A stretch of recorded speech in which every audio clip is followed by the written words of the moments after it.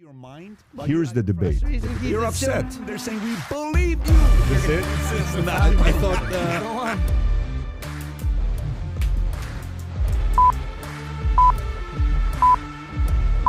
It's pretty loud. It is. All right, folks. Today, episode number 145 with former presidential candidate Dr. Jo Jorgensen, who got, I want to say this correctly, 1.8 million votes, 1.2%. And a lot of people who are on here with us, they voted for her. You supported her. And at the end, we're going to do some calls for people to be able to call in and find out what this whole libertarian thing is that everyone's talking about. A lot of crypto people nowadays call themselves libertarian. We're going to have the presidential candidate break that down for us. Dr. Jo Jorgensen, thank you so much for being a guest today. Glad to be here. Thanks. Yes, it's great to have you on. So for the audience who doesn't know what it is to be a libertarian, what is a libertarian to you?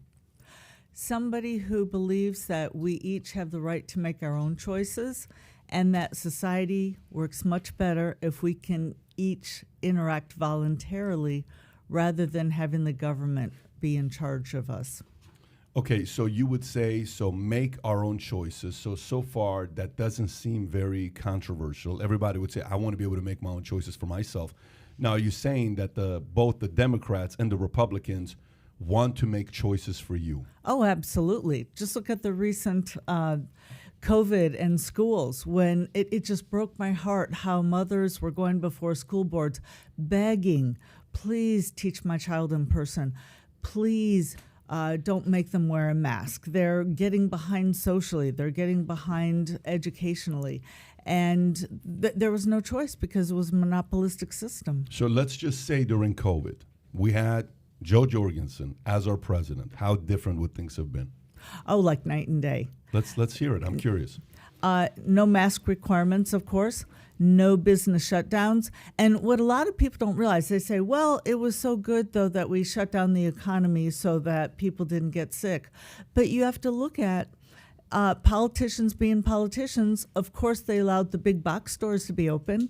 They let the big guys be open. It's the small mom and pop stores that they shut down. So, people think, well, we need politicians, we need government to help the little guy. But it's actually government that's hurting the little guy. And what's very distressing, hearing the message from the left, I would love to explain to everybody on the left who says, big corporations are bad. We need to cut them down to size. Well, big corporations are big because of government. It's because government is giving them special privileges and powers and money. Can you go even a little bit deeper than that? So let's stay there. Okay, COVID. It is COVID 2020. So would an Anthony Fauci be there under your presidency? Would we have a Surgeon General that would come out, or somebody from the CDC or somebody from the NIH that would come out and say, well, here's what's going on with COVID. Here's what we got to look at with this. We got to get the vaccine. It's going to take us 9 to 18 months. How different would you have been that urgent? Would you have shut down travel restrictions coming in from China? Would you have restricted people coming in from Europe for the period that we had? What were some of the decisions you would have made?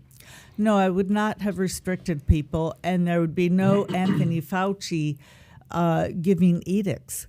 It's one thing to have a medical unit as an advisory committee. It's another, though, to allow them to be making decisions. For instance, the CDC was basically making decisions on rent, on whether or not you could evict tenants. That's such an overreach of what it was intended. Okay, but go a little deeper for me. If there wouldn't be an Anthony Fauci, who's giving us updates, and what are we learning? So you're a medical doctor. You're a medical doctor. So how about if I can't afford medical because I don't have a medical doctor? Who's telling me what to do with COVID? Oh, we could spend 2 hours just on medicine. So if I could divert there, a lot of people say, capitalism isn't working, so we need to have a one size fits all. We need to have socialized medicine. Well, we don't have capitalism in medicine. What we've got is we do have so many rules and regulations that we're not getting the competition needed. And the biggest example would be insurance. A lot of people say, well, insurance is too high. Well, that's because it's not insurance. What if your car insurance paid for oil changes, getting your car washed, and putting gas in your car? You wouldn't go around looking for the cheapest gas station because what do you care? Insurance company's going to pay for it anyway. And then the next year, your premiums are going to go up because the insurance companies are going to have to raise prices because you weren't looking for the cheapest option.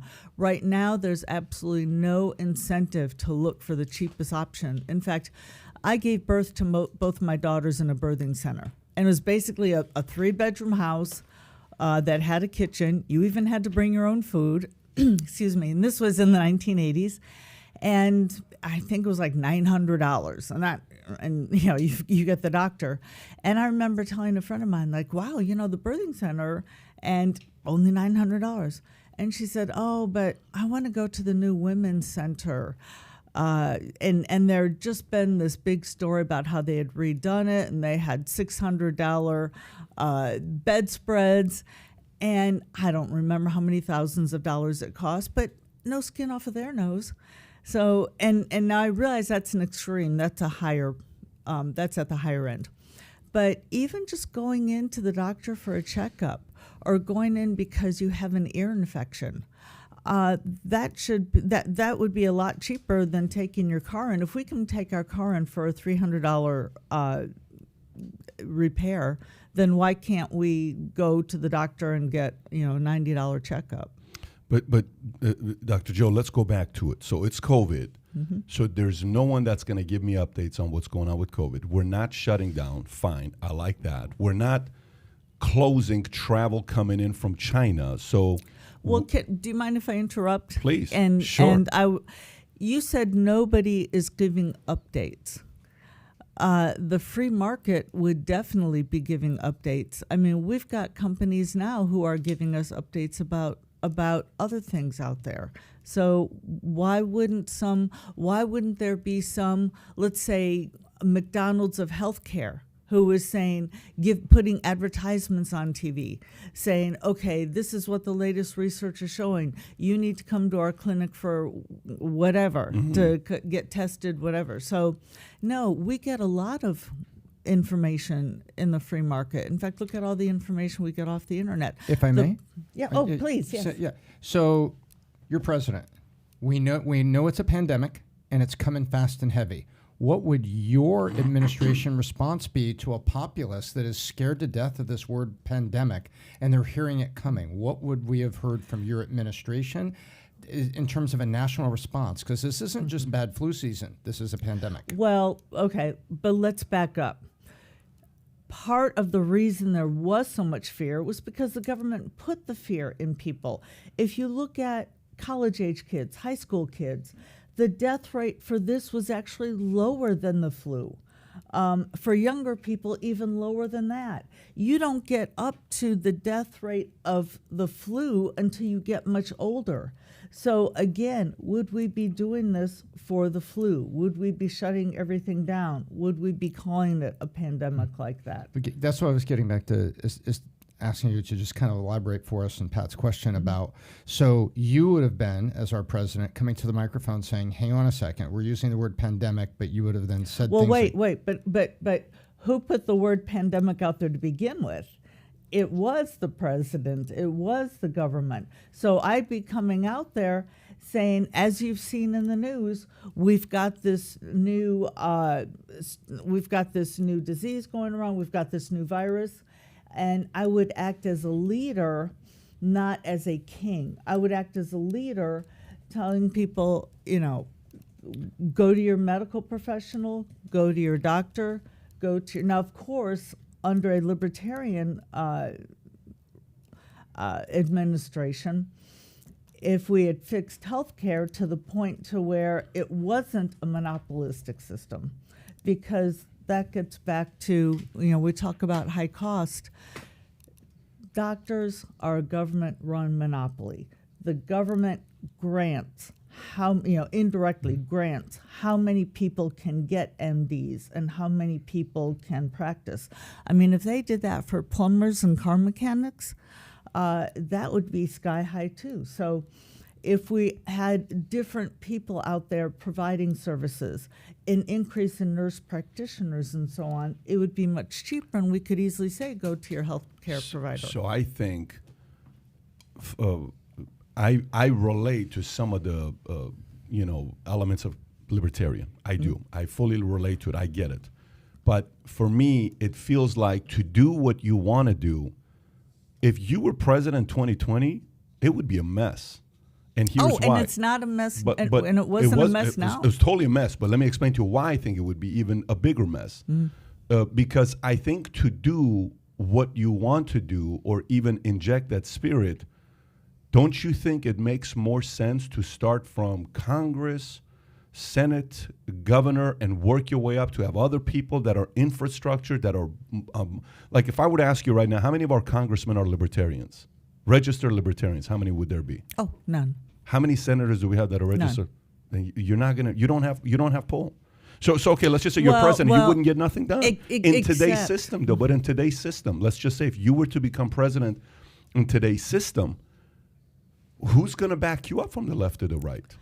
They have a monopoly today. Except if I were president, then there would also be incoming senators and congresspeople, because it's not going to be one person getting elected out of everybody. It's going to be a movement. There are going to be other people. You really think that somebody's going to elect a third-party president and only the president's going to be libertarian? No, I think. No, I don't think that. I think. I think the movement is going to need help from different places. I do believe that, but you also need backing. Now, don't get me wrong. The best third-party candidate of all time is who? Abraham Lincoln. He's the first Republican, right? He was third-party, came out, boom. You can tell the Teddy Roosevelt story, right, on what he did. You can go look at Ross Perot. People will throw George Wallace in there, Ron Paul in there. There's a lot of names that they'll throw in the best third-party candidates, right? But wouldn't it make sense to go and get others internally converted rather than going straight to the top? Because if you can pull up some of the numbers. So some will say the following. Some will say President Biden is president today because of you. Meaning you. And they would be wrong, but go ahead. But I would show you the numbers. Some would say that you're the reason why President Biden is president. No. Pull up the numbers I just texted you. I don't know if you have that or not, if you can put it on the screen. Well, like, for instance, I did beat the spread in several states. For instance, Pennsylvania, I did beat the spread. But what you would have to say is something like 85% of the people who voted for me all would have gone to Trump. And that's not the way it would have gone. We tend to get votes from both sides. So it may be if every single vote I got went to one person, but that's not the way it works. Well, more libertarians would probably align themselves with a Trump than they would with a Biden. That's not what the research shows. We draw equally from Democrats 50-50? and Republicans. You think so? That's what the research shows. Absolutely. So can you unpack that for a second? Keep describe in mind. the Democrat that comes across. Tom, let her finish. I want to actually hear what she's going to say. Oh well, actually, what I was doing was I was basically going to be answering your question. Look at cannabis reform. That's libertarian, and that's on the left. Look at marriage equality, where gays are allowed to get married. That's libertarian, and that's on the left. Abortion, although I tend to not, that's an issue that I stay away from. And Ron Paul made a libertarian argument for being pro-life. So, that's a very inflammatory. So, but that would be where Democrats and the Libertarian Party would agree on. Immigration. I mean, you go right down the line. There are many people who come over from the left, and I've talked with many of them. In fact, I met somebody at Bitcoin yesterday. Very, very interesting story. He was on the left, and then he went to a diversity class, and the professor at a college, and he was the only male in the class, and or maybe a white male. But the professor said, if you are a white male, there's 100% chance that you're going to rape somebody. And he was just appalled. So he immediately became a conservative. But then he didn't like some of those ideas, and then he found out about the Libertarian Party. He said, okay, that's me. So. Go ahead, Tom.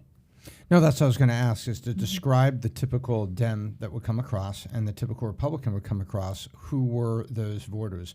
Because we've learned about that identity politics that we see through the media doesn't really define anybody, but then we discover with a lot of demographic acuity, like what happened to Terry McAuliffe when the mothers of children in Virginia were so incensed on the level of control over the education of their kids. And we can see that it was all races, but the common stripe was women with children under 8th grade really flipped out and turned on him. And so that's what I was looking for, is groups like that you can describe. It's like young people that are at public schools, but that came from public education with this and this. I didn't know if there was like typical, kind of an archetype for these voters. You talked about issues, but I was kind of curious about the people groups and typicalities, such as moms of kids under 8th grade of all races and economic backgrounds attacked Terry McAuliffe, and he was not governor of Virginia. Right, and I was so glad to see him leave. Unfortunately, you mentioned kids in public schools, and if we extend that to college, unfortunately, most of them are going to the left, and we gotta put a stop to that problem. In fact, I am part of the founding of an organization of libertarian educators trying to get together to see, okay, how can we stop this? How can we get in there? And because something like 96% of professors lean to the left, and we've got to get in there and show them an opposing, a more sane alternative. So if you, again, like the point I was trying to make, that the 1.8 million votes you got, the 1.2%, the states that you got it, Georgia, 14,152 votes in Georgia. You had 61,792 in that state. That's 16 electoral. That would have gone the other way. Arizona, you had 49,182. Wisconsin, you had 38,415. That's 10 electoral votes. That would have ended up being a tie, 269. If you can show that on the screen and zoom it in a little bit more so people can see it. So just to kind of give some context here as well, the 14,000 votes is what Biden beat Trump with in that state. And then obviously you have the gap, which is you in the middle there on those votes as well. So just with these 4 states, you could make, I know that people do make the argument Zoom in that a little bit, people those can't see would it. have pushed you over, would have pushed one way or the other, and then possibly pushed for Trump on that end as well. Yeah, well, as I said, many people from the left also vote libertarian. And in the past, historically, it's about 50-50, although most of our votes come from independents or people who have never voted before. So if somebody's never voted before, and many people came up to me when I was on the campaign trail saying, it wasn't worth it for me to vote before. I'm 30 years old, 40 years old, whatever, because everybody out there is just a typical politician, but you're different. And so I don't think they would have voted for Trump. Okay, fine. So again, some argument is Ralph Nader is the reason why Bush won. Ross Perot is why Clinton won, and you're why Trump won. Some people may say that, but I want to go on issues. Let's just go on issues. Let's do that. Okay. So when it comes down to issues, what is your position on drugs as a libertarian? What does a libertarian think about with drugs? That our society would be much better if we lifted these restrictions. And, I'd like to point out, when's the last time you heard of a liquor store owner going up and down the halls of a high school trying to push bourbon? Or when's the last time you heard of a vodka addict trying to break into a house in order to support a vodka habit? Part of the problem we have with drugs is the illegality, because there's a profit in there. If you're selling liquor, which is legal, now you don't have the profit motive to try to sell it to kids. It's not worth it for the pennies, dollars you would make to end up in prison. It is, however, for the humongous profits that we have in illegal drugs.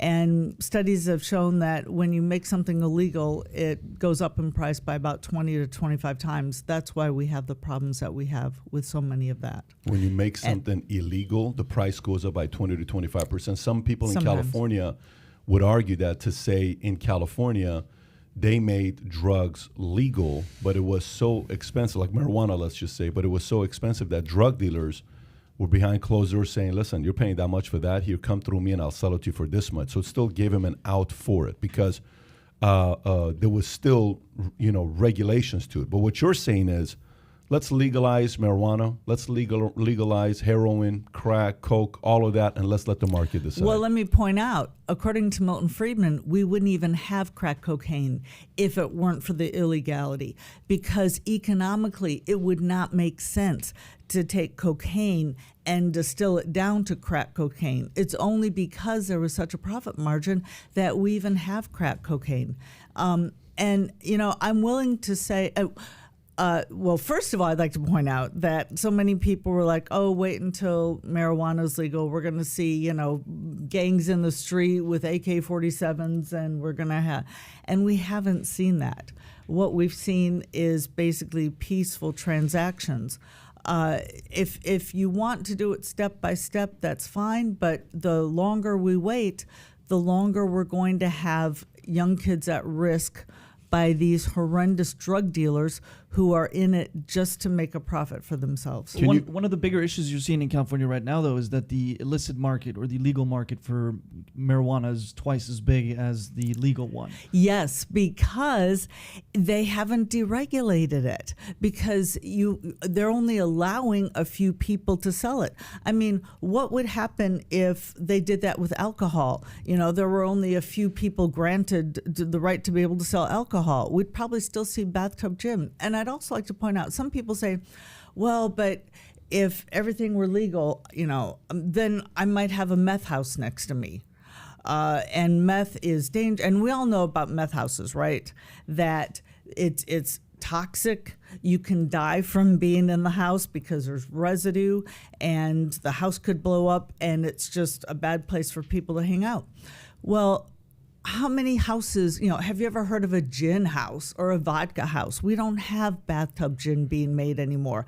So if it were legal, now instead of having a meth house next to you, you're going to have Seagram's, or you're going to have, Philip Morris, whoever. You're going to have some corporation making those drugs, initially regulated and safely, as opposed to next to you. You're not going to have the drugs. You're not going. It's going to look more like alcohol than it does right now. So you mentioned initially regulated, but doesn't that also go against traditional libertarianism, where you don't want the government to intrude? Who would be regulating them to make sure? Absolutely. We have to work within the system we have. And again, there are so many reasons. If we look at the regulation, what we see is people getting special. Well, first of all, they get special tax breaks. They spend lobbying money, and then they get protection. So no, I would want to do away with that, but you can't just overnight have a libertarian world. So just like right now, we're starting with marijuana. We need, like I said, the quicker we can legalize things, then the quicker we can get the drugs out of the hands of the young school kids.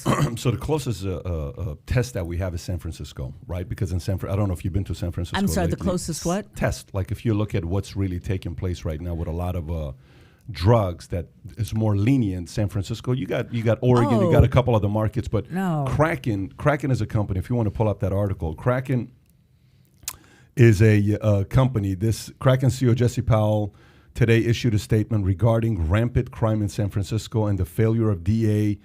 We shut down Kraken's global headquarters on Market in San Francisco for numerous employees were attacked, harassed, or robbed on their way and from the office. Business partners were afraid to visit and were victimized. Crime, mental illness, and drug abuse are out of control in the city, which is dramatically underreported because it's too commonplace.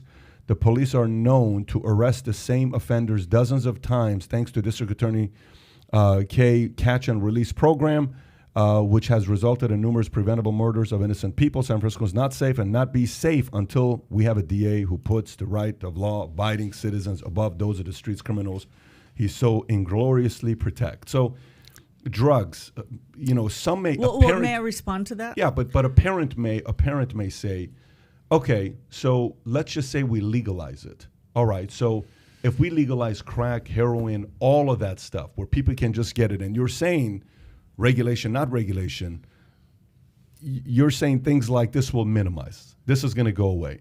What I would say is San Francisco is the opposite of a libertarian city. It is a socialist city. That San Francisco's got to be one of the worst cities in the entire country Today as it is. far as being libertarian. They've got I mean, yeah, it's socialist. What can I say? And no, they're not cracking down on crime. I mean, I don't. We can go into the whole crime spree. People walking out the door with $850 worth of stuff. How do you because handle that? they How do you know manage? that. How do you address that? Like if you were in San Francisco right now, let's just say you're Mayor? let's just say you're the mayor. What would you do? Well, first of all, I'd make it illegal to shoplift. I would say, I don't care if you walk out with, a pack of gum. That's shoplifting. Now, I wouldn't throw somebody in jail for a pack of gum, of course, but no, there's complete lawlessness in San Francisco.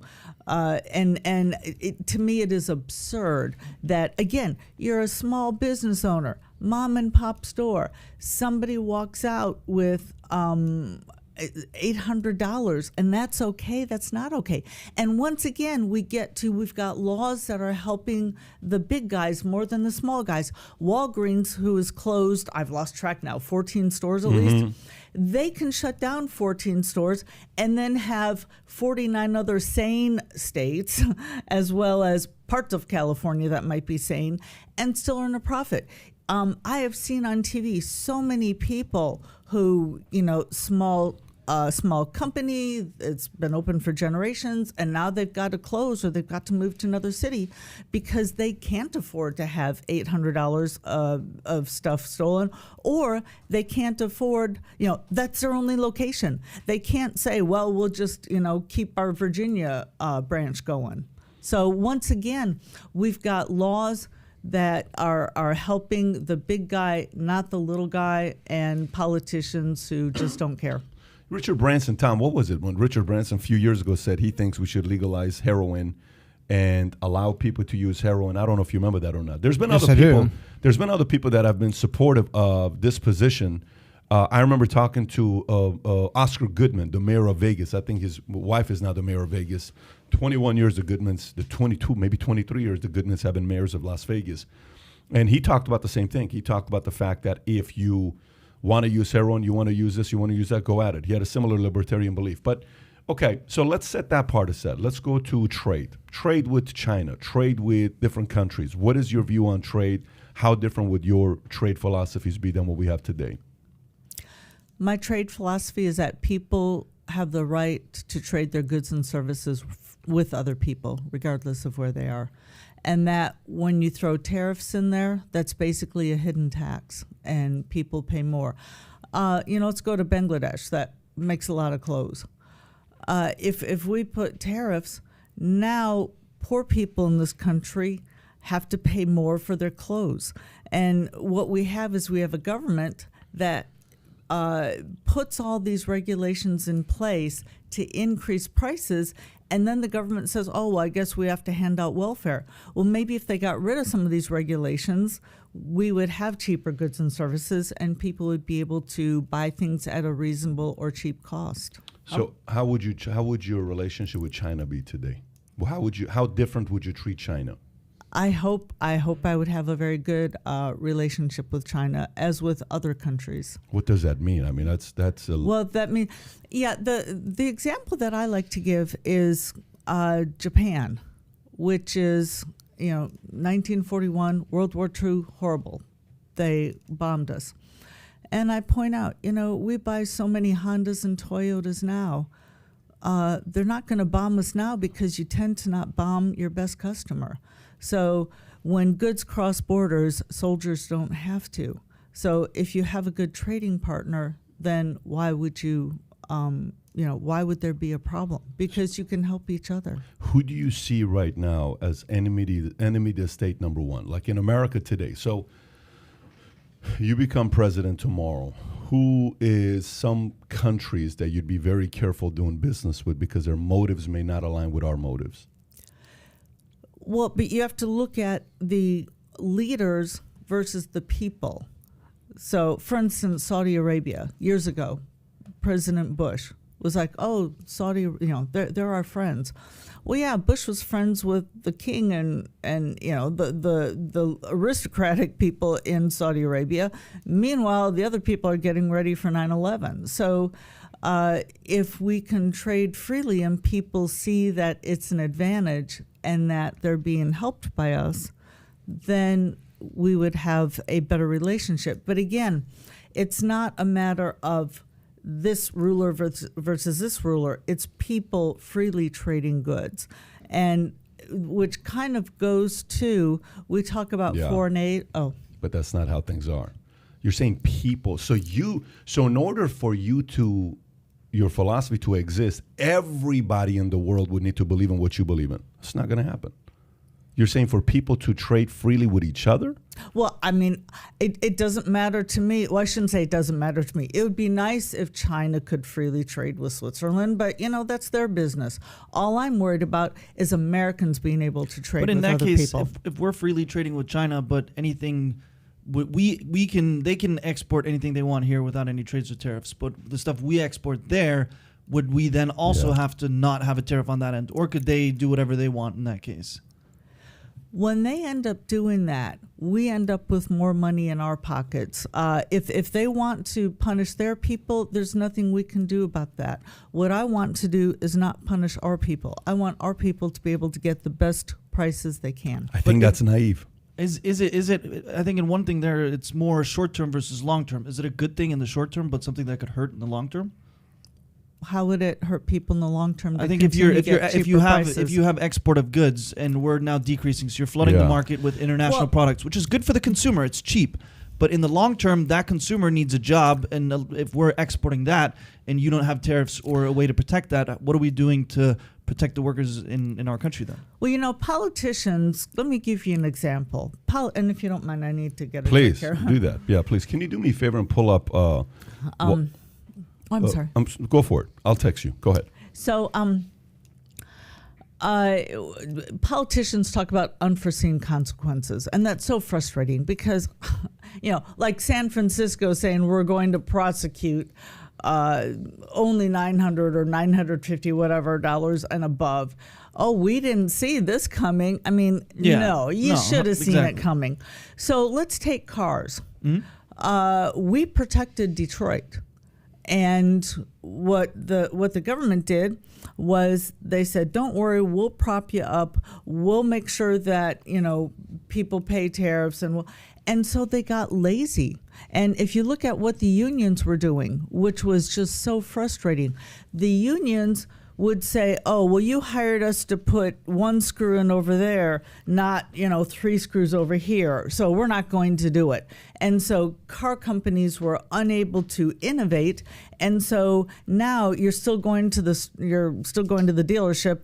Well, I want the power windows, but not the power door locks. And meanwhile, Japan over there, which is really competing, they're the ones saying, oh, guess what? We're going to give you all that free. So basically, we're propping up an industry and hindering it because we're protecting it from free market forces. And if the government had not protected them, then maybe they would have been more competitive, and it would be like, okay, union, we don't care what you say. You're putting 3 screws over there, or we're going to go get somebody else because we've got to be able to compete with Japan.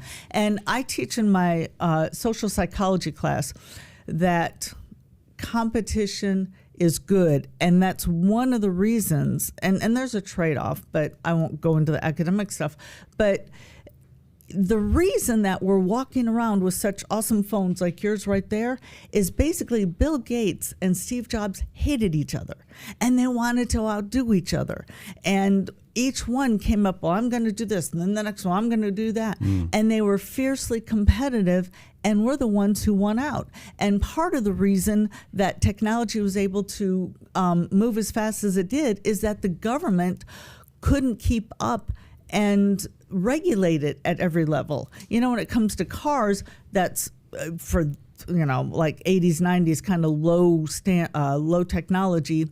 You've got CAFE standards, mileage. Biden just put in other mileages. So we've got the government hindering competition by throwing all these things at them. Computers were going so fast they couldn't even keep up. So I think that's a good example of you're saying that the government is hindering. But if the government is hindering, how then would not tariffs also just ruin it even more? Because I think you can either go away with all of it and have it more competitive and kind of go about that route, or you can't just take away certain things. If you take away tariffs without taking away unions in that end, which is the opposite end of it, right? Of either they have full control or they have no control. So then at that point, you're just hindering more and just crushing it more. Oh, trust me, under a Jorgensen administration, the unions would not have the power that they have. Now, do I think that people should be able to freely and collectively get together and bargain? Absolutely. What I'm completely against is the special rules that unions get to where basically unions can hold companies hostage. Yeah. So if you want to get together and you unionize and you say, we're going to demand this, and the company says, nah, we're going to hire, another 1,000 people, goodbye. Okay. In other words, free market union bargaining. Yeah. But let's go back to that in regards to China. It's very important to stay on China. Let's stay on China. So Why? Because it's the country that wants to take over U.S. What do you mean why? You can't say why. As a candidate, it's what most Americans fear, the power and the motive that China has. They get up and talk about America, that they want to crush the skull of anybody that gets in the way, and that's their foreign minister saying that, and you're saying why. But let me stay on this. Let me ask my question. Let me ask my question, and then I'll turn it over to you. So if I'm a voter, whether I'm on the left or the right, I fear certain countries, okay? And if I'm probably going to fear a little bit of Iran. I'm going to fear a little bit of Russia, probably a lot more today. I'm going to fear China. And then there's a few other countries that I would fear, right? Okay. To say, yeah, it's just give them trade. I mean, it's okay. Let them do trades with us. And as long as they're sending us the product, that's great. Well, what eventually happens is you eventually rely on that country where 80% of the chips are being made there, and the value of cars goes to the roof. And you got China's COVID cases are record-breaking as of today. Those are China's COVID cases. John, if you can show that on the screen. And if these guys get COVID cases, I don't know if you've seen what China just did. The entire nation's been shut down. So they're not working now. So I can't get chips out now. So now I have to delay the value of used cars are about to go up another 10%, 20%. China doesn't give a shit about America. China doesn't wake up in the morning saying, well, Jo Jorgensen, your libertarian philosophies are so sweet. We're going to follow it as well. And here's what we're going to follow. They don't care about us. And because of all these relations we've had with them over the last 40 years, we have made a country that was not in the top 10 of GDP. Now number 2 is about to pass up U.S. And they're now realizing the world revolves around us. U.S. owes them $1.1 trillion of debt, and they got to make those payments to them. If we're not, it's naive to say that. What I do think where libertarian would have worked is if a country's being founded. So your philosophies work. If you go start your own country from the beginning, then I would move to it. But it is so hard to change the infrastructure of a country like this to say, well, let's do this, well, let's do that. But that also means the way we've trained all these other powerhouse countries in the world that we've empowered, they also have to change. Yeah. We're naive if we think they're going to change. I'll turn it over to you. Well, there are about 4 or 5 questions packed in there. I would still point out, you said that China doesn't care about us. Japan cares about us now. These are 2 different countries. I know, but you keep saying Japan. Japan's not China. I know, but my point is that Japan bombed us earlier. They wouldn't bomb us now because we're buying a lot. What would they do without us buying all their Toyotas and Hondas? It's in their best interest. As I said, when goods cross borders, soldiers tend not to. But you talked about chips. part of the reason that we've got so many chips made in China is because of the tax structure, because of the unions, because of all the problems we've got in the U.S., that if we could have more of a free market here, then we would have more chips made here. So again, I like to sometimes quote my running mate in 1996, Harry Brown. He said, what the government does is they break your leg and then they expect you to be grateful when they hand you crutches. And that's exactly what we're doing. So we've got so many taxes that manufacturing has moved off base. In fact, notice Trump lowered that and some people started coming back. So, what if we put that at 0? Do you think maybe there'd be chips made here? So, yeah, that's why we're relying on China for that. Oh my God, if you go with the approach of just being passive with China, they will use and abuse you in capital. They will say, I'm so glad a Dr. Jo Jorgensen is president because she is so sweet. Let's take advantage of America. It's going to be so awesome for us because look what Russia did. Here's the thing with Russia, right? How do you think Russia views Biden versus a Trump? Love, hate, whatever you want to call Trump or Biden. Russia or the world didn't do anything under Trump's administration, okay? You didn't have any Afghanistan issues. You had Palestine and Israel getting along, 25 years first time. You didn't have any of the stuff that was going on with Russia. Everybody was pretty chill, saying, you know what, maybe we don't need to do anything. Then all of a sudden a leader like Biden gets in, nice man, seems like a very nice man. I don't know his motives and all that other stuff, but when I look at him at face value, I'm like, okay, very nice. What happens? Boom, Taliban. Opportunity, boom, Russia. Opportunity, Ukraine, boom. Everybody's like, opportunity, opportunity. Look, I want to sit there and say these things make sense, but there are some real legitimate oppositions America has today that we have to know how to manage them, okay? Again, going back to this, Joe, today, China shut down. Today, most of our air conditionings comes from there. Most of the equipment we get from there. Yeah, again, we should be making that here. But because of the tax structure, because of the unions, because of many other things, we're not. And how about we solve that problem so we can start bringing manufacturing back? And this brings me back to why you ought to consider running for Congress or Senate instead of president. This brings me back to why don't you do a working from the bottom up. Grassroots movement. Yeah, grassroots movements. Let's get some more Senate. You're at the Bitcoin conference. Why don't you go inspire a ton of these guys to want to go be congressmen and congresswomen and mayors and governors and senators? In fact, I just did that yesterday. Okay. I talked with somebody who said he was interested in libertarian. And the way he was talking, I asked him, well, have you considered running for office? Actually, I think I've asked 2 or 3 people that. But the guy I talked with yesterday said, I have been thinking about that, maybe mayor. And I said, you should do that.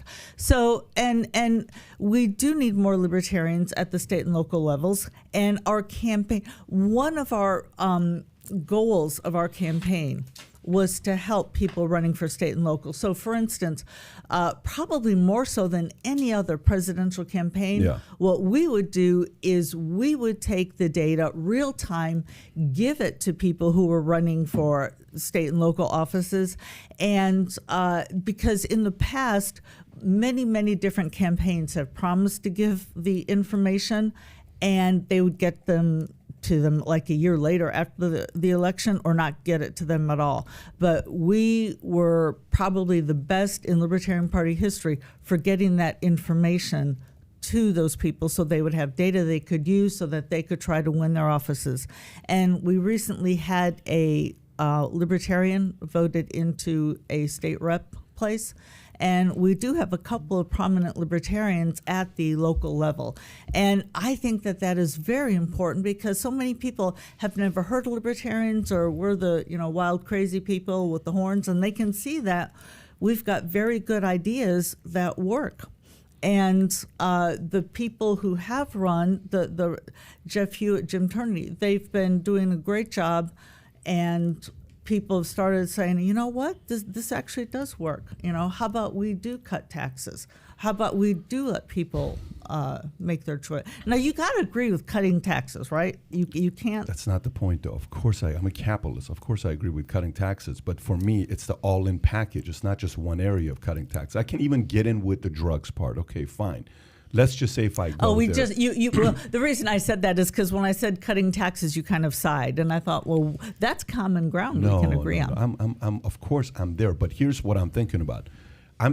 So consider me from the angle I'm processing. I can't run for office. I'm not born here. If I was born here, I'd have a different conversation, but I can't. So I can't create that kind of change, right, myself. But I'm talking more from your standpoint of where you are. Why isn't this message that is somewhat a common sense, not trait, not a few of the parts. I have a hard time with some of the parts of it, because you can never underestimate the power of an enemy that wants to take you down. Never. If you do that, you are so naive, you don't belong in office. You can never underestimate that. And quite frankly, I don't want to have a leader that will underestimate the enemy, because they'll scare the crap out of me for 4 years, and I want that person out of office as quickly as possible. I don't want that. But I want to go to another thing. Well, can I just say something really quickly? Yeah. And then... And the reason I was saying, can we move on? Because maybe this is an agree to disagree, and there are so many other topics I'd love to cover. But in my campaign, I said that I wanted to turn America into one giant Switzerland, armed and neutral. Absolutely, I want a strong military. Absolutely, have our borders safe. Absolutely. Borders safe? That's not your position. Not borders safe. You think borders should be open. You think people should come in and out. Borders should be protected from enemies. And so, yes, I want, like I said, one giant Switzerland, except lately they weighed in on the Ukraine thing, but that's another thing. So, no, I want a strong defense so that I can protect America. But you were leading somewhere else. Yeah. So where I was going with this, but since you went there, let's just kind of go to the border side. What are your thoughts about immigration? Should people just cross the border and come to America if they choose to? How should we treat illegal immigrants crossing the border in the South? My position is 3 of my grandparents are immigrants. They came over in the early 1900s. And that's what I'd like to see us go back to, which is pretty much open borders. Of course, we don't give them free phones. We don't give them free health care. We don't do all of that. And of course, if we know, MS-13 gang members or, terrorists, of course, we don't let them in. But what made our country great is people like my grandparents coming over here and working hard for the American dream. And that's one of the reasons why I love my country so much. My grandmother, when I was younger, used to tell me about the old country, about how, the old country, they just take all your money so everybody has the same, and you can work and work and work and you don't get anywhere. And listening to her stories is really what made me love this country so much. And she came over here, worked very hard, and my grandfather worked very hard from the same country, although they met here. And by the way, what's scary is the country that she came from is Denmark. And Denmark, we don't think of it as an oppressive country, but she would tell us how, they just take all your money. And here you can work hard and earn a living. And by the way, when they died, it's not like they had amassed a huge fortune. In fact, they lived in Florida and lived in, I used to call it a trailer. She would correct me and say a mobile home. And but the thing is she said, in America, you can live how you want and you can work hard and make something of yourself. Open borders? Open borders? Again, I'm not going to let terrorists come across. How are you going to figure out who's a terrorist and who's not? Do I look like a terrorist? What if I come across? Don't we know? Don't we keep track of people? Is there going to be an ICE? Would there be a border patrol workers to come through? Would they have to ID them? So what do you mean by open border? Would there not be a wall? Would there not be a fence? Would there not be anything for people to come across? Like I said, like the early 1900s when we had more people come in. But this is not the early now it's the 1900s, opposite. though. Yeah, but okay, so let me get this part right. I want to really understand this. So if I'm coming from Tijuana, what am I crossing if I'm coming from Tijuana? Is there a gate? Is there a border patrol? Is there an ICE in your world, in your administration? This gets into something that's controversy on the Libertarian Party, because there are many who say, yes, we want to gate, and others who say no. So I would prefer to have it so that we have minimal checking. Here's one of the biggest problems that we have right now is that, because so many people say, well, people just need to come over legally. But the system is set up so that hardly anybody can come over legally. So I would like to flip it around so we've got more people than not being able to pass through.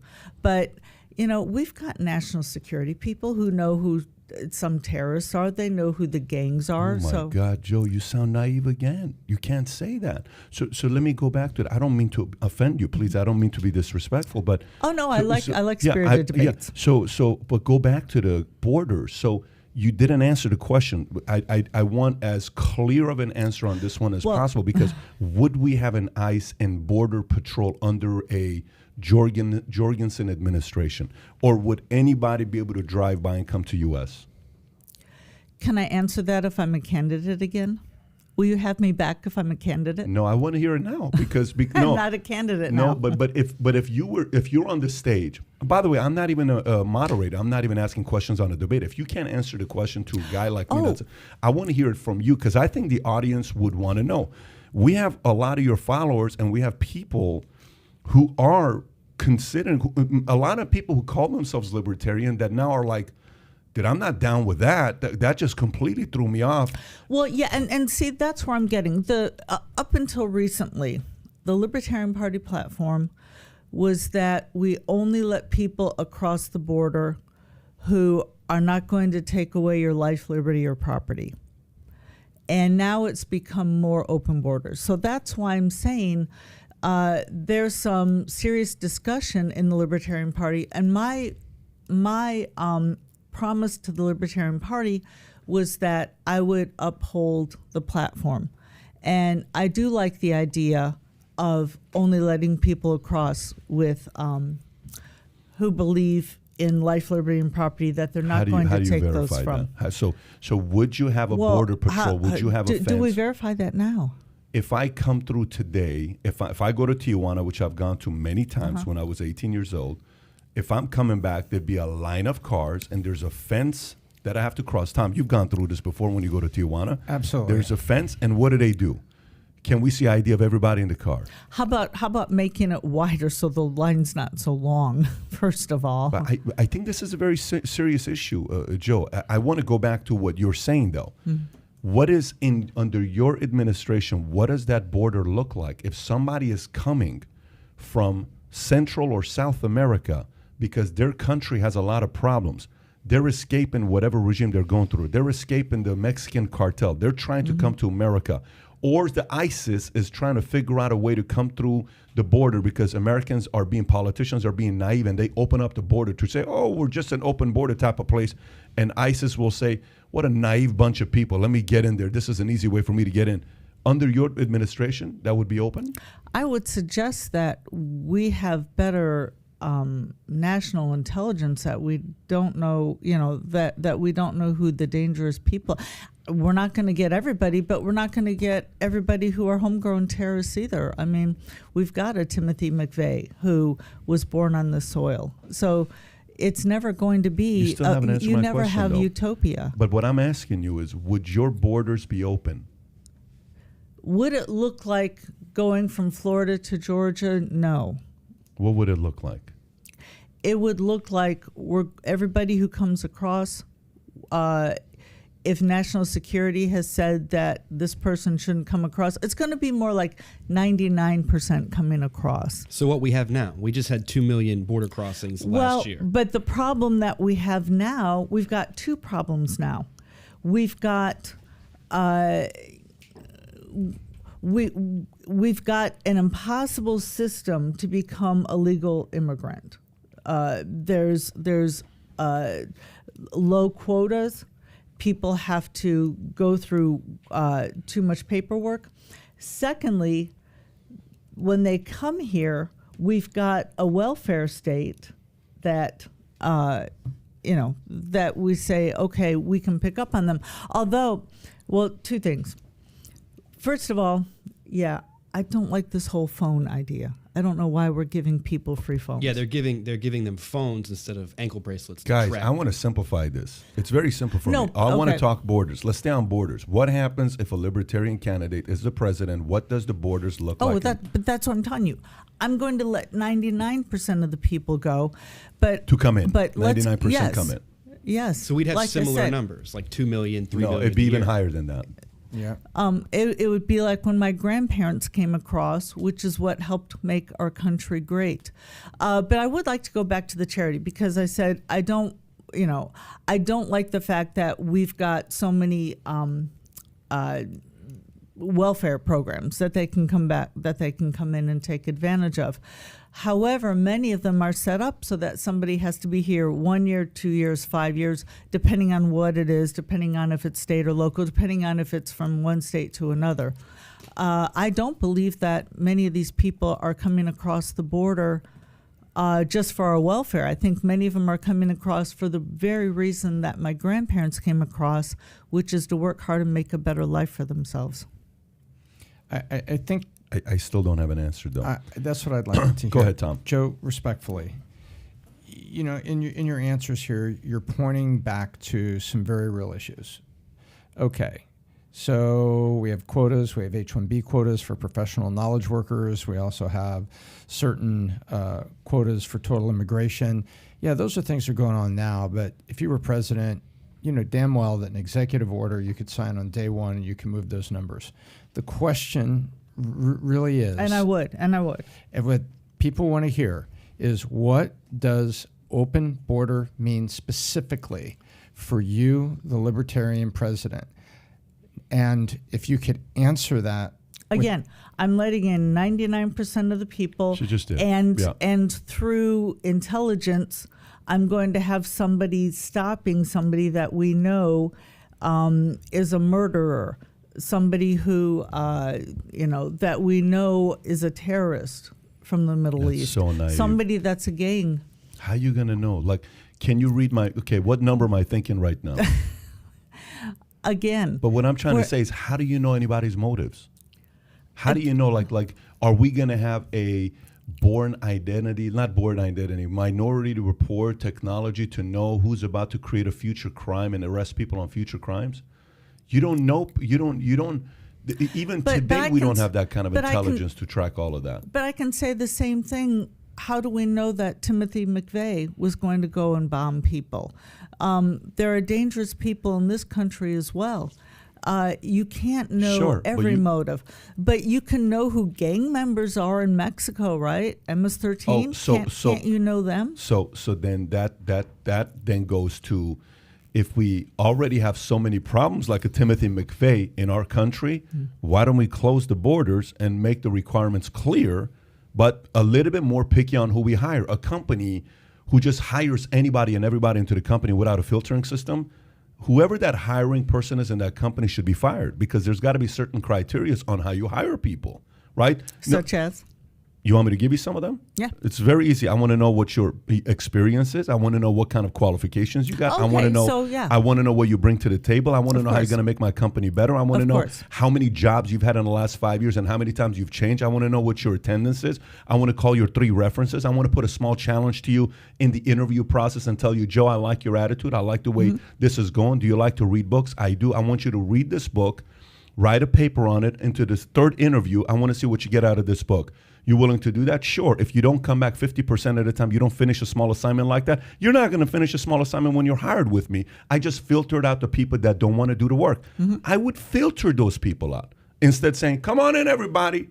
Let's hire everybody. So why don't we just hire 200 people? Forget about hiring anybody. Let people apply to work for this company and don't even interview them. Just bring them all in. That just, the logic behind, even I'm thinking purely logically as an operator, I can't logically.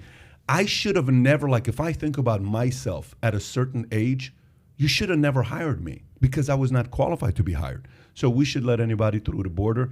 Okay, so let me go. We can agree to disagree and get to a more No interesting problem. topic. Yeah, well, this is a very interesting topic. And by the way, a lot of people are worried but about this I don't specific think topic. Except I don't think we're going to get anywhere on No, that. but what I do think, a lot of people are here saying, there is an answer to that. I want to know what the position is for the Libertarian Party on how they manage that. But you didn't just get like 10,000 votes. You didn't get 20,000 votes. You got 1.8. So the way you got 1.8, I'm trying to think, did you guys get 1.8 because there's 1.8 million libertarians in America? Is it just talking to the base of people that agree with you, or you don't talk to people that maybe challenge the position and break it down where the others can make up their mind and say, well, this makes sense or this doesn't make sense? Because that also gets your argument to be stronger to say, well, listen, I just sat down with this guy. He asked that question. I don't have an answer for it. Guys, we got to be ready because someone's going to ask me this question under the election. We got to watch this clip.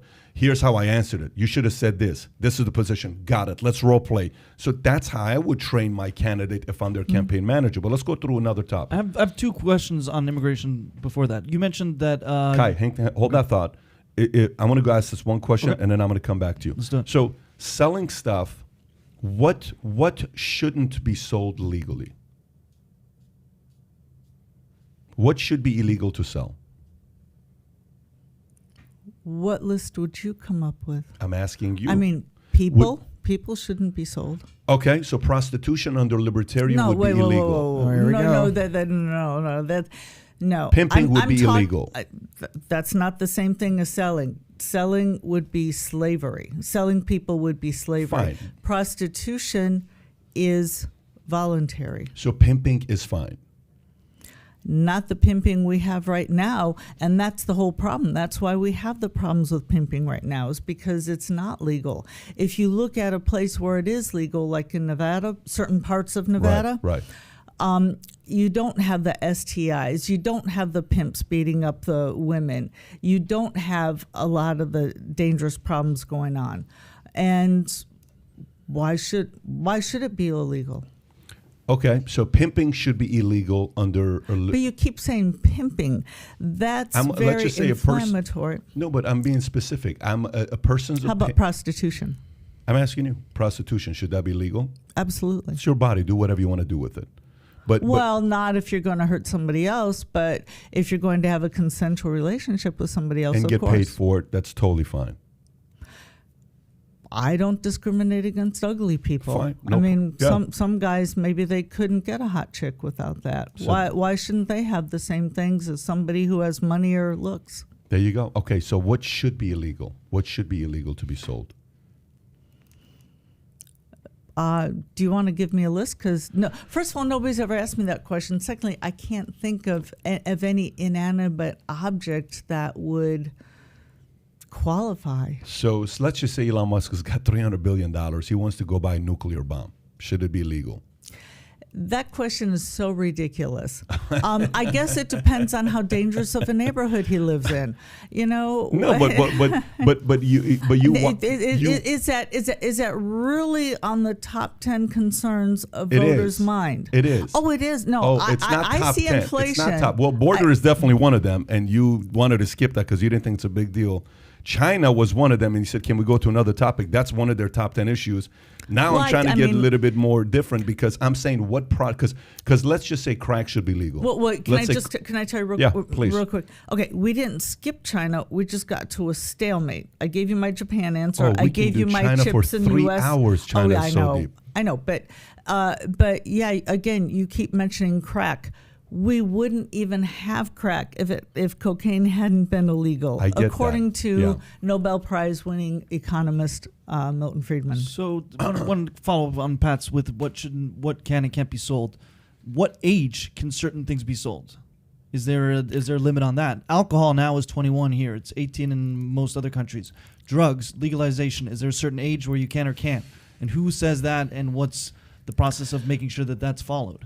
Well, I'm fine with 18, and I'd like to point out the reason that it's 21 is Elizabeth Dole, because basically if a state, the residents would send their money to the federal government, and the only way for them to get it back would be for bribery to occur, which is, okay, you're only getting your money back. That's your money, by the way, if you raise your drinking age to 21. Why shouldn't different states have different laws in which, one state's 18, another one's 21, another's 20. So, competition among states, but what we have with the federal government is one size fits all where we don't get much choice. But no, I'm not having, an age limit of 5 on alcohol. That's ridiculous. 18 is pretty reasonable. And what about drugs? I mean, 18 across the board is fine with me. And would that also be a country thing, or is it more a state, or even like a State. city, county? Yeah, states. I mean, there are dry counties. And what happens if you are on vacation in a different state and you're breaking the law? Like, for instance, if there's cases of people who have marijuana, they live in California, they go to some place where it's not legal, you get caught. Like, what's the ramifications there? How does that look like? Well, just as we ended alcohol prohibition nationally, I would like to end marijuana prohibition nationally, But so that you with, don't have that. With that, though, if one county or one state says we don't want to, are you then limiting that they have to? Or is it more if you don't want to, then you don't have to? Again, I think people have the right to make their choice. I mean, notice we're not having this conversation on alcohol. We're not saying, well, what if Mississippi wanted to outlaw alcohol. And I'd like to point out, and I know from my job that marijuana is a heck of a lot safer than alcohol. And so, again, we've got a system in which the politicians, they prefer alcohol, so they make their drug legal. Why not make other people's drugs legal? Joe, just out of curiosity, who have you debated? Who's been your toughest debate ever?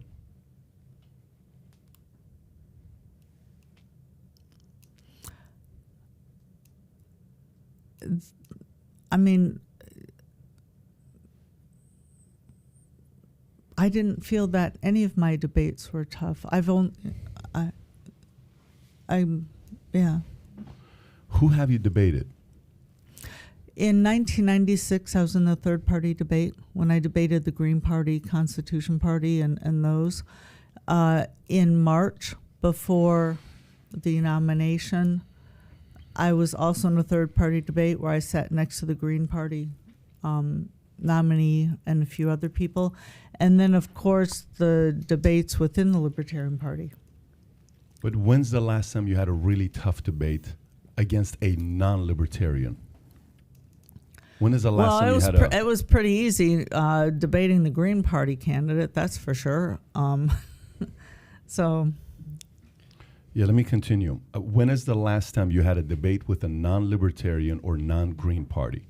When is the last time you had a debate with somebody that was non-libertarian, non-Green? Well, an official debate, like I said, it would be in the nomination process in 2020. 2019, 20. Who'd you debate? Well, as I said, the Green Party, I don't remember who all was on the stage. Some of them are parties I'd never heard of, but I have heard of the Green Party. And then in 2020, it was within the party. So you've never debated anybody that's opposing Libertarian or Green Party? Well, I mean, again, like if I Constitution Party. I want to Google it right now. I'm on YouTube Sure. right now. If I type in Jo Jorgensen debate, what would you say is the debate that you had that was either a Democrat or Republican or an independent? Oh, there was a Democrat or two in the debate in Chicago in March. Yeah, I guess it would have been March 2020. Who were they when you debated them? I don't remember their names. Was it a stage debate? Was it public? Was there Oh yeah, people it there? was in Chicago. And what was the format? What was the format of the debate? We would go down the line and answer questions and get That's to not a respond to debate, each though. other. But that's not a debate, though. So you've never Well, I mean, it's not like the Lincoln Douglas debate. So it wasn't. But are you planning on running in 2023, 2024? I don't know. Okay, so let's just say you are. Who is your like who behind closed doors are they sitting there and like going back and forth? They ask six, you say this. If they say this, you say this. Like, who does that with you guys back and forth debating? Do you guys practice a lot of that? Well, since I was in no debates after the nomination, we didn't do it. We were invited to the third-party debate. However, we were on the ballot in all 50 states, and so I did not want to debate the other parties because that would get us into comparison with them as opposed to the Democrats and Republicans. If I debated the Green Party, then for the next 4 weeks, I'd have reporters asking me to compare, what about this on the debate stage, and now compare this. And the Libertarian Party is the only party other than the Democrats and Republicans to be on the ballot in all 50 states. And so I'm not going to debate the Green Party or Kanye West, who's on 16 states. It actually probably would get you more eyeballs if you debated Kanye West. I think that actually would be a good debate. That actually might not be a bad idea. But going back to it, so debating, so who's been your toughest interview? Who has interviewed the toughest and pushed you where you got up saying, what a son of a bitch? In the past? Yes. Toughest interview ever, where you couldn't wait to finish the interview. Oh, that would have been in 1996 when I was running for VP, and I interviewed somebody in Ohio, but I don't remember the guy's name. It's a long time ago. It is. It's a long time ago. That's like saying you want to be a heavyweight champion today, but the last time you fought a heavyweight was 26 years ago. You know how tough that is? Well, no, you didn't ask when's the last time I fought a heavyweight. That was the last time, because I wasn't as prepared in 1996. So who's the last heavyweight you fought? Who's your last heavyweight you fought? Oh, like who interviewed me? Yeah, who's the toughest interview you've had recently? Well, but again, I wouldn't call it tough, but the Washington Post. I mean, I got interviewed by several media people, but I didn't consider them tough. Yeah. So okay. So for me, the reason why I asked that question is because I've sat with other libertarians, and for somebody who politically was on a different side, and I sit there and I'm like, let me hear the libertarian argument, and I'm like, oh, okay, that makes sense. Oh, okay. Well, you know what? That's a good point. You got me thinking. Oh, wow. Okay. You know what? Never thought about it. I never looked at drugs that way. I never looked at prostitution that way before. I never looked at, stealing that way before. Interesting. Okay, cool. It made me think, right? And I don't feel I asked tough. Well, so the meth house didn't make you think? The idea that, okay, if we had Philip Morris making meth instead of the guy next door, that would be safer. Isn't that maybe something you haven't heard? And we didn't get into prostitution, but hey, I think that was pretty unique, saying that I don't want to discriminate against ugly guys. I mean, right now to do it legally, you have to have money or you have to be good looking, right? To get the woman that you want with her looks. I think that's unique. Are you open to feedback? Can I give feedback? Mm-hmm. Okay. So if I wanted to give you feedback, here's what I would do. I would sit you down in a room like this for 4 weeks straight, and I would grill the hell out of you until you were throwing stuff at me. Oh, absolutely. Yeah, and you would throw stuff at me because I know how to do that. Yes. And you would say, Pat, I need a break. I'd say, no problem. Go for it. Take a break. Come back. Okay, Dr. Joe, we role play this. I'm going to ask a question one more time. What are your points? Boom. Da, da, da, da, da. And I would go back and forth, because there's a difference between the big stage and between debating other libertarians. I mean, what does a debate with a libertarian look like? Okay, I agree with him. Yeah, I agree with him, but I also agree with him. But what I would say is this, but I think the age is 19, but I think the age should be 18, but I think the border should be this, but I think that, but I agree. I mean, one time we had a debate, Tyler, who was a debate we had with the two marijuana folks that we had here debating? Hector Barella's. Yeah, and then, no, it wasn't even that. It was the debate I had between Alan Dershowitz and the other gentleman who wrote the vaccine book. And then 20 minutes into it, I'm like, guys, why don't we just finish this debate and you guys go have dinner together? Because every word is, I agree. Nobody wants to see something like that. People want to learn on opposing ideas to sit there and say, that doesn't make any sense. Okay, so let's change the subject. How do you feel President Biden's doing so far? Oh, awful. Tell me why. It almost Why? Couldn't be worse. Why? Go right down the list. The masks. Well, first of all, the fact that he basically thinks he's king for everybody for every decision. The fact that he thinks he can tell schools what to do. The fact that he's given Fauci so much power, that he's shutting down businesses, that he's printing up money, handing out checks. I can't think of anything he's done right. The only thing that I would have done that he did was withdraw the troops, but I certainly wouldn't have taken the soldiers out first and left the civilians. That doesn't even make sense.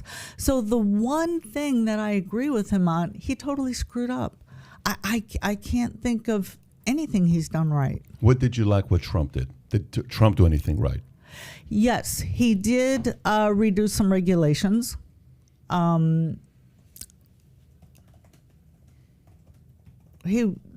Reducing regulations, reducing taxes.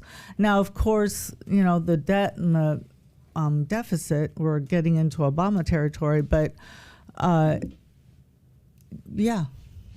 Deficit. Oh, and I did like his pick for the Supreme Court. Which one? Which one? Amy. No. Amy? Yeah. Cohen. Yeah. I would have 100 times picked her over our most recent one. Okay, so libertarian. Let's talk about transgender, where the conversation with Disney saying sex ed by third grade, and after third grade we do sex ed, and then I think Jen Psaki yesterday. If you want to put out what Jen Psaki said yesterday about transgender, I don't know if you saw that or not. Put Jen Psaki transgender yesterday briefing. Yeah, News? if you can, huh? Sulfur News? Yeah, Sulfur News. It wouldn't be March 31st. Go back to it because it was yesterday. It's April 7th. I want to say, just type in news. Yeah. Press briefing, press secretary. They're not even going to put it up there, are they? It's so ridiculous. Can you zoom in a little bit to see if we have it? Yeah, let me find it. Okay, you find it. But meanwhile, what is your position with Disney coming out and then Disney saying that 50% of their characters moving forward within 12 months are going to be part of the LGBTQ community? What's your thoughts on that? Well, Disney's a private company, and It's a public company. I mean, I'm sorry. It's not the government. Okay. I mean, it's the free market as opposed to government. So they can do whatever they want, and their customers can do whatever they want. And I've heard many people say that we are not going to continue to put our money into Disney. And I don't like what they're doing. But can I step back to the bigger transgender issue? Because this is another issue in which I think both the Democrats and the Republicans are basically wrong. On the Republican side, many Republicans are saying, well, first of all, people are confusing sex with gender. And to use a shorthand method, gender's between the ears, sex is between the legs. So, and yes, it is possible, and I'm teaching this in class right now, it is possible to have the genitalia that do not match because of hormones prenatally, especially around the 6th and 7th week. So the Republicans act as though there's no such thing as being transgender, that you're basically just cross-dressing, which is a different thing. The Democrats, on the other hand, act like 25% of the population is transgender, and now we got to change all of our laws. I mean, it's less than 1%. It's 1 out of 1,000 people are transgender. So there is a sane place in the middle where we can say, yes, a very, very small minority of people are transgender, and why do we need to make laws about that? And and see, this gets back to the don't say gay thing. That gets more into parents not having choice over their schools. And I can tell you that before age 10, kids are not thinking about any kind of sex. They don't understand being attracted to another person. Even heterosexual 8-year-olds are not thinking about heterosexual sex. So why are they teaching homosexual sex to 8-year-olds? It doesn't make any sense. But instead of having a law, what we need to have are schools that parents can choose to send their kids to, in which the parents decide. And I do think that parents would overwhelmingly say, what do you mean you're teaching my 7-year-old about homosexual sex? That's just not even on the radar. So Jen Psaki says sex reassignment surgery, puberty blockers for kids is best practice. States preventing it will be held accountable. So for you, no, that's horrible. Is the libertarian position let the person do whatever they want to do with their body? Or, if a 9-year-old wants to change their sex, that should be okay? What would your position be with that? The research is so clear that you should not do sex reassignment before age 16, 18, at least. Many kids, it really can be a phase. In fact, I just said that gender dysphoria is about 1 out of 1,000 in the population.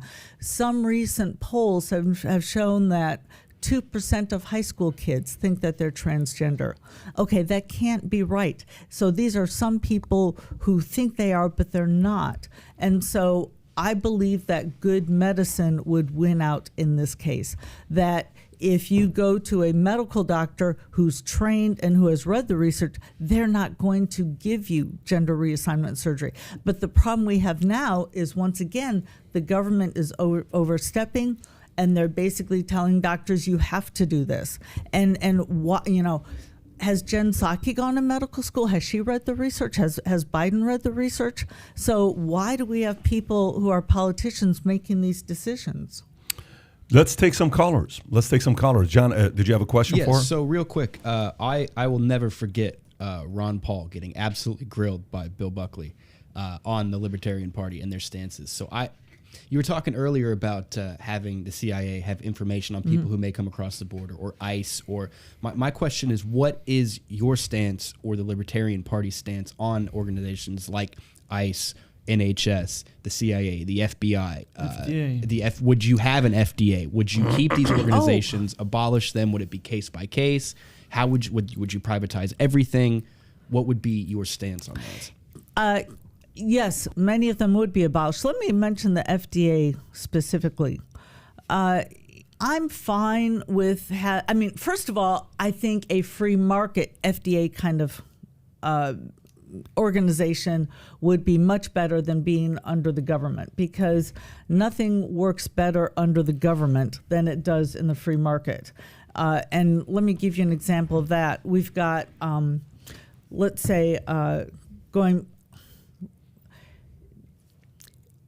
let me go broader, okay? In the government, you can screw up and it's not going to cost you. Because I've had people say, well, what about OSHA? What about having people out there regulating? Well, if you look at things like Yelp or the Mobile Restaurant Guide or Zagat, they are going to put out the best information they can. Because if they say this restaurant is 5 stars and you go there, it sucks, you're going to stop using them. You're going to stop giving them money.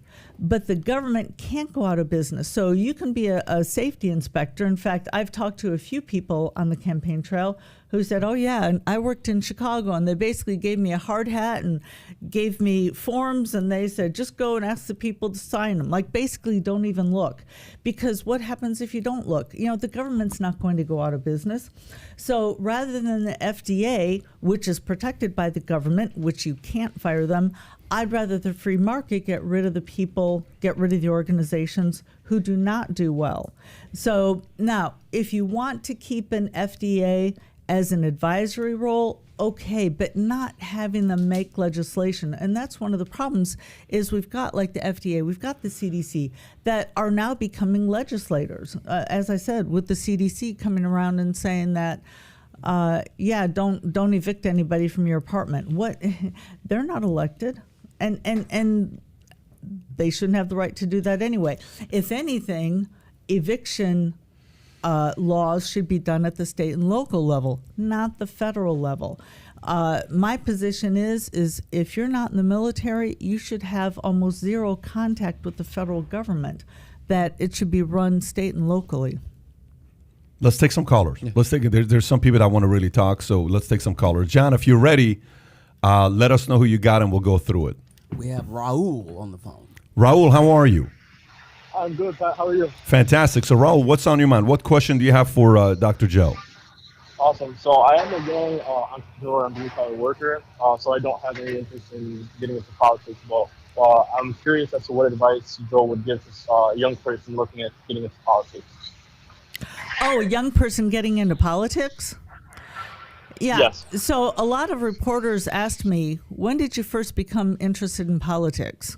And my answer was, I'm still not interested in politics. I'm doing this as self-defense because the government is taking over. I'd rather be home gardening. To me, anybody who says they want to get into politics, that concerns me, because usually people who want to get into politics want to make laws. They want to tell their people what to do. So typically people who are freedom fighters and want to restore freedom, they're not asking about being a politician. If you're a freedom fighter and you want to get out there, I would say go to the local libertarian group and talk with them. Okay. Next. Raul, good question. Let's go to the next person, Johnny. Yeah, we have Jake. Jake, how you doing, Jake? Hey, PBD. Good morning. Good morning from Denver. Fantastic. What's on your mind, Jake? Yes, sir. So, getting on the live feed here, anytime I come across a libertarian, I can't help but to think of Dr. Ron Paul and his run with, I guess, his 2008 and 2012 campaign. Anything libertarian, I always come across like, I guess, in the Fed. And I'd like to know your take on ending the Fed. If you want to increase competition, cryptocurrency, back our currency up by gold, how would you go about that? Thank you. Thanks for taking my call.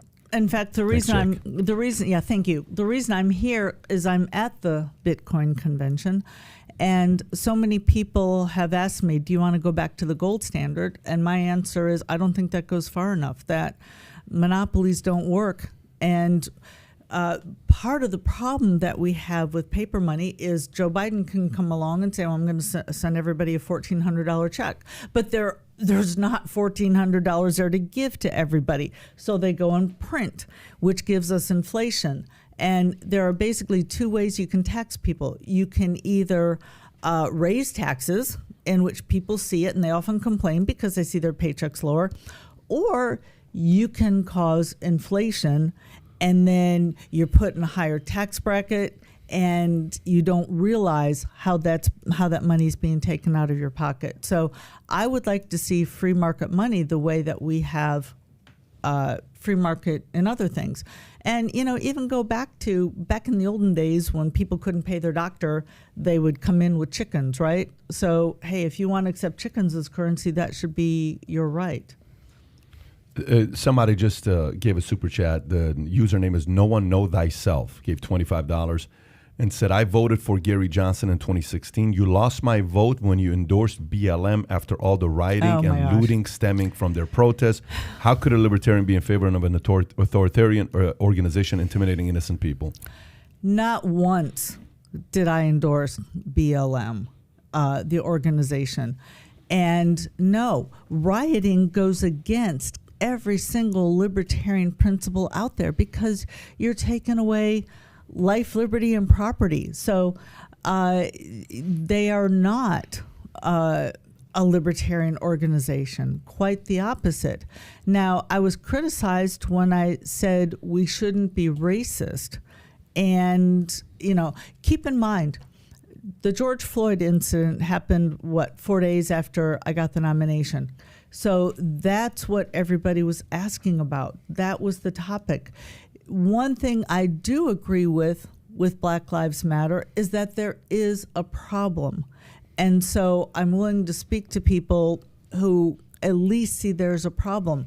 Now, here's the big thing, though, and it kind of breaks my heart because I see these people at Black Lives Matter going to the government to try to solve their problems, but government is the one that created those problems. And I tried to spread the message that Rosa Parks was riding a government-run, government-owned bus, that in a free market, and by the way, at the time that happened, something like 70% of the bus ridership was black. Now, let's say Uber discriminated against the best 70% of their customers. They'd go out of business as well they should. It's only because the government could run a racist system. The government, as I said with the FDA, with everything else, can't go out of business. So that's why we need the competition. So no, Black Lives Matter, like I said, I agree with them that there's a problem. Asking for more government is the complete opposite direction. You're not against protesters, though. Like, you supported them as protesting. Not rioting and burning down buildings and all that. Absolutely not. Going out into the streets with signs, that's fine. You want to put that article up, John? Because I think that's what this gentleman is talking about. Oh, okay. Yeah. If you want to put this up. Yeah, but notice opportunistic people hijacking the movement. I mean, I heard instances in which there were peaceful Black lives. I'm trying to think of where this happened. It was a Starbucks in Portland, I think. I don't remember the exact city. But there were, and somebody got this on tape, there were Black Lives Matter people there protesting. And then there were the white Antifa people coming in. And they were saying, "Oh, we got to get this going." And they start vandalizing a Starbucks, and the Black Lives Matter people are saying, "No, that's not what we want to do. Go away. You're not helping." So I don't care who it is, Antifa, Black Lives Matter, the local garden party, the local garden club, absolutely rioting, burning down buildings. That's the opposite of libertarian. So let me ask a question, because I think this goes to, and what the caller was just saying is some maybe confusion about Libertarian Party. If you go the average person on the street who doesn't dive into mountains and mountains of articles and get them roughed up, you say, "What's a Democrat?" "Oh, that's the party of the little guy, gay marriage, minorities, helping people get welfare." Wow. Aren't the Democrats for the little guy? I'm just talking about an Right. uninitiated man on the street. Then So what's a Republican? Oh, they're in favor of business and low taxes and things like that. So even the uninitiated person on the street is going to understand a couple things. What are the brand tenets or the two core flags that are easy to remember and easy to articulate that the Libertarian Party is trying to put out there? Because there seems to be a lot of confusion about what your stances really are, which goes to you need to be better at projecting the message. So what are those little things that you would have people remember? Oh yeah, well look, if you want to be about big business and low taxes, conservative value, that's Republicans. You want to be about the little guy and gay marriage and minorities, that's Democrats. We are this. Individual liberty and personal responsibility. Which means what? If you are allowed to make your own choices, so you have the individual liberty to send your kids to the school you want, get the kind of health care you want, get the kind of retirement you want. But on the other hand, you've got the responsibility that you are responsible for your choices. So if you don't save enough, the government's not going to rescue you. You're going to rely on charity. That you need to make it. But do you mind if I go back? This is one of the things that frustrates me the most. If you wouldn't mind my, is that unfortunately the Democratic Party has been given the accolades that now we have marriage equality, that now gays can get married. 10 years ago, both Hillary Clinton and Barack Obama were against gay marriage. It was the Libertarian Party who, even back in the 1970s, said people should be able to marry whoever they want to marry. And so, and it's how you categorized it. is how I would have categorized it maybe 40 years ago. In the 1980s, when people would ask me what a republic or what a libertarian is, I would say we take the best of both sides. And I would say, for instance, we take the best of the Democratic Party in that we believe that you should be able to marry whoever you want to marry and so forth. We take the best of the Republican side. You should be able to hire whoever you want to hire, fire whoever you want to fire. We put those together. But you can't say that anymore. I mean, the Democratic Party is no longer the Democratic Party I remember from the 1960s. They were the anti-war, pro-peace party. And now look, Trump says he wants to bring, have troop withdrawal. Who are the first people to criticize him? The Democrats. And so now we've gotten to the point to where it's no longer the left is protecting personal liberty. In fact, they're the biggest fascists. They want to censor everybody. And Republicans, they're free spending almost as bad as the Democrats. So now it really is the red team and the blue team. And whatever Trump wants to do, Democrats are automatically saying, no, we can't do that. And then Biden wants to do something, and the Republicans automatically, no, we can't do that. But if you look, Trump had some very, what historically belonged to the Democrats, ending war. And here the Democrats are fighting that. So I have a question regarding that, because in many ways it seems like how you're explaining it is in terms of individual freedom, and then more collective in terms of you can kind of do what you want, and more freedom on that end. I think that's a more vague concept and an idea that I'd say probably most people could support. Hypothetically, theoretically, awesome. I want to have more liberty, and I can decide what I am, and I also have the responsibility of that. Now, what the second thing you said is how the parties have shifted, right? Mm. So don't you think that in that case you need to shift the way the Libertarian Party looks as well? Because you can't say, well, we're a little bit of that and we're a little bit of that. Exactly. Because a big thing with people vote, how many people voted for Biden because they didn't want Donald Trump? How many people voted for Donald Trump because they didn't want Biden? Most of them. So if it's I'm voting for this because I don't want that in a two-party system, then that's where you're at. So how are you going to then position yourself as a third party of don't vote for that, don't vote for that, because this is what we are? So kind of the way I look at it is the biggest problem with a libertarian, especially the Libertarian Party, is I see them as the get rid of the government, get rid of most of things, which in that case is like, okay, then we're just living in a tribe. In other words, we could go to Montana and just set up tents and live among ourselves. So it needs to be something that's a little bit more confined and say, here are the three things we do, which is different, and here are the things we don't do, because that way people can say, this is what we are and this is what we aren't. Because a big thing, even if you look back at any third attempt of a third party throughout basically the last 100 years, is nobody really knows what the third party is, except that it's not the Republican Party or it's not the Democratic Party.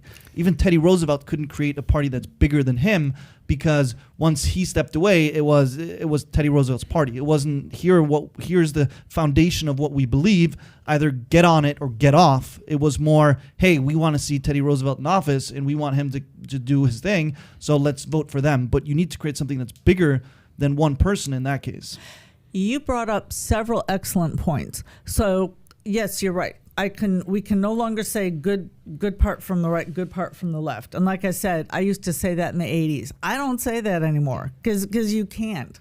And I would like to, I'm criticizing the Republican Party, but I would like to point out that I look at Republican politicians and the party separate from Republican voters.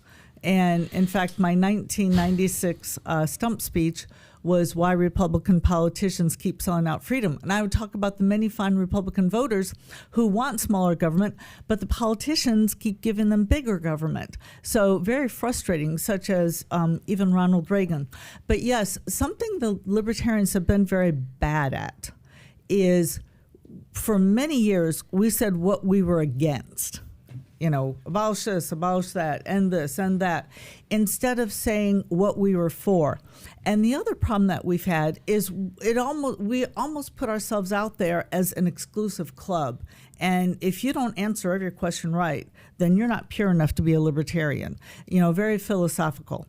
And we need to let in people. I say let in people. Even that was, old libertarian language.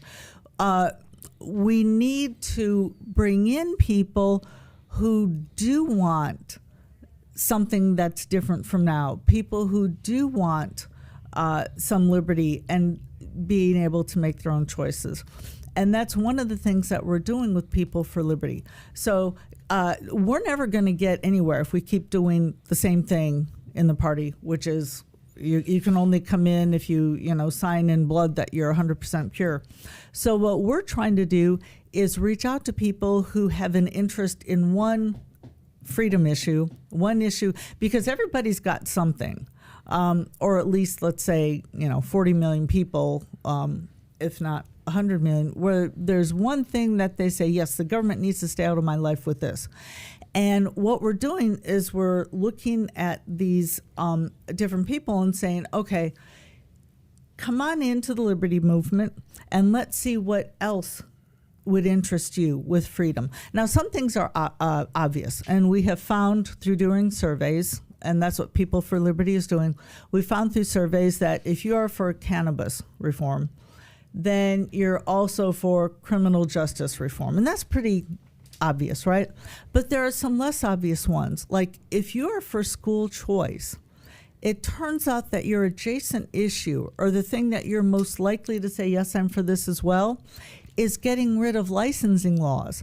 Because so many people who want school choice, they've tried to hire somebody to tutor or to teach a class to get credit for or whatever. And then they find out, oh, there's all these licensing laws. We can't send our kid here. And especially with COVID, when parents couldn't send their kids to the real school, so they try to find, hey, let's find, college students or professors, whatever, to teach. And it's like, no, can't do that.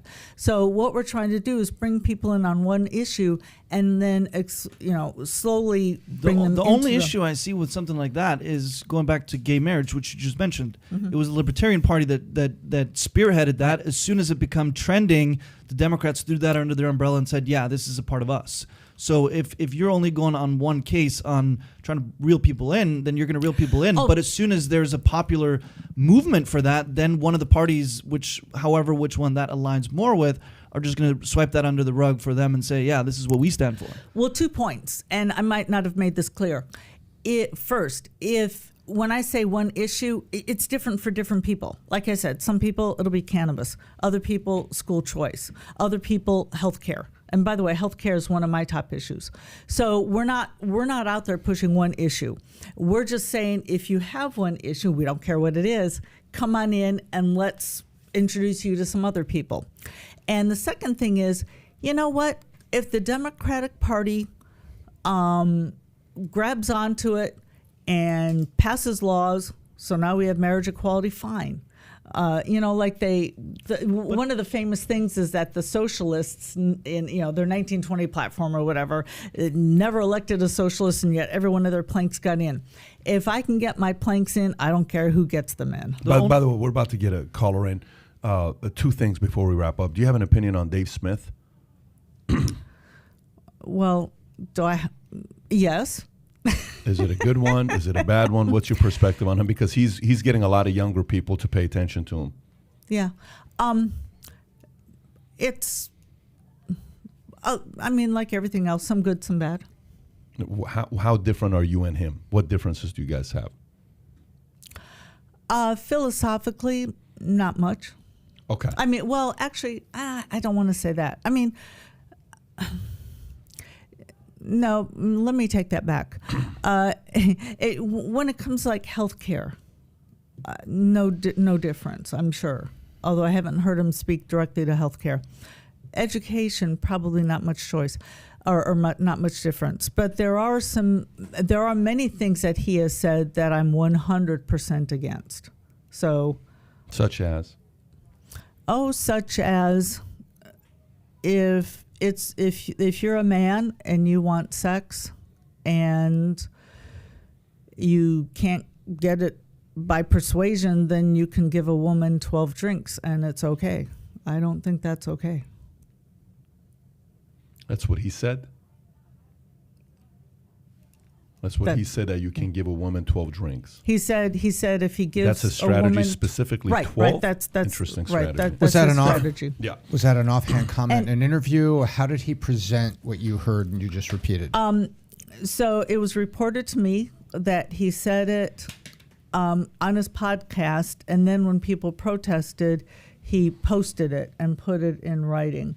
And also, I disagree. Yeah, let's just say that's one of several. Okay. Okay, so let me just ask another question before we do this. Was January 6th an insurrection, or was it a protest? It was a total misguided protest. And I'm so glad that they found that first person not guilty, that the guards basically let them in. These people didn't plan a resurrection. They didn't have maps. They were just people who were angry and upset. And if somebody vandalized something, if somebody hurt somebody, absolutely they need to be brought to justice, because you have the right to life, liberty, and property.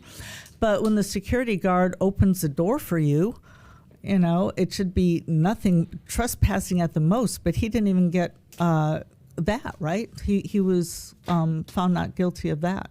So. Fantastic, folks. I hope you enjoyed this as much as I did. My dad is here. It's his 80th birthday, and I told him I want to get him on the podcast, and he has no clue that we were going to get him on the podcast, but he apparently showed up.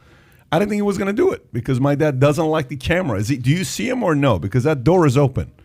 They're grabbing him. They're grabbing him? Yeah. Okay, so while he's doing that.